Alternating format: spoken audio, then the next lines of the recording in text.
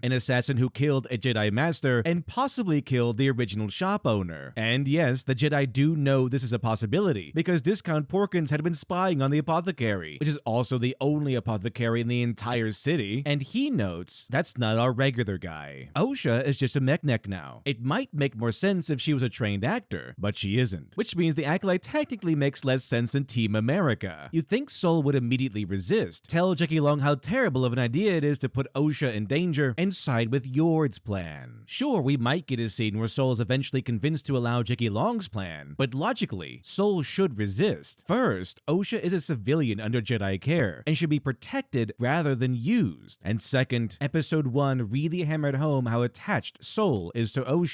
In fact, it's the entire reason Sol and Osha are traveling together in the first place. You would think the same attachment that drove him to fly off and rescue Osha from an ice planet, and to blindly believe her innocence just because her dead evil twin is probably alive again, and therefore probably the one who killed Indara, would also drive him towards objecting to the putting Osha in a room with a potential murderer plan. Unfortunately, Sol is a good man in feminist Star Wars, which means he's rather docile and submissive, especially to women. And Jecki Long, despite being a mere Padawan, is still a woman in a Disney show, and therefore outranks Sol. And so, without even a hint of resistance, Sol says, "We will follow your plan, Padawan. It's a good one." Is it really Sol? Not only immediately agreeing to this ridiculous plan, not only breaking what little character we've been given about Sol until now, but also throwing in some emotional validation to the insecure writer's favorite stand-in character. And some might say this is an overreaction, that I'm overthinking it. But no, they send in Osha, wired and disguised as Mae, to trick the accomplice into talking. Osha walks in and just stands there awkwardly. She barely even tries to act like Mae. She hardly even talks. She just stands there so suspiciously that the poison dealer immediately thinks something's wrong. Had Osha not had the universe on her side, bending around her, she'd be dead. The operation would have fallen to pieces immediately, and Jecki Long's good plan would have ended in gaining nothing except for Osha's death or capture. The only thing that saves the day are Osha's Mary Sue powers. The accomplice, of course, is no match for Osha's Disney Sue charm, and he immediately starts talking about the poison and the murder they planned together. Did you use the poison? You know, the poison for Torben, the poison chosen specifically to kill Torben, Torben's poison. He even mentions a mysterious he in reference to a master, which leads us to what must be the cringiest moment in all of Star Wars, which is saying a lot. The Jedi rush in to confront Poison Man, and Sol asks who he is. Since Poison Man and Mae both want him pleased, he must be very important, right? And this guy clearly knows who he is, and could be a major clue to discovering the true mastermind behind Indara and Torben's murders. Unfortunately, this is Disney Star Wars. So when Sol asks who he is, Dollar Store Ezra Miller looks back at Yord, who's standing behind him, and says, "I thought he was with you." All that's missing is a laugh track. Some of you might say that I'm overreacting. Sure, the joke was cringe and somehow found its way here from a Marvel movie, but the cringiest moment in Star Wars? Come on. But wait, it's far worse than just a joke, because apparently this cringy joke was so effective, it made Sol forget all about the whole thing. The matter is dropped. The Poison Maker gives them what he knows about Mae.